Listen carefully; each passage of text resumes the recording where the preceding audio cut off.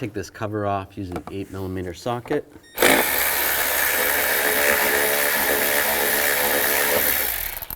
And slide it off. And the purge valve is located right here. Disconnect the connector.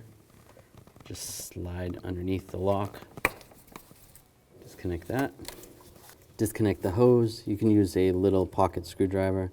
Just push on this little lock right here, and then that'll release the hose. Just slide it up. And use an 8mm socket, take this bolt out. Pull that out.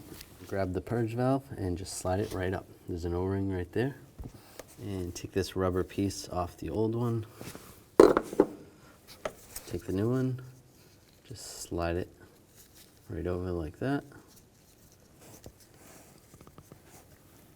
And slide it in position. Put the bolt back in. And tighten it down. And just snug it up. It's good. Reconnect the hose. Lock it in place, make sure it's good. And connect the connector. There you go. Take the cover, line the cover up in the back, and get the bolt started.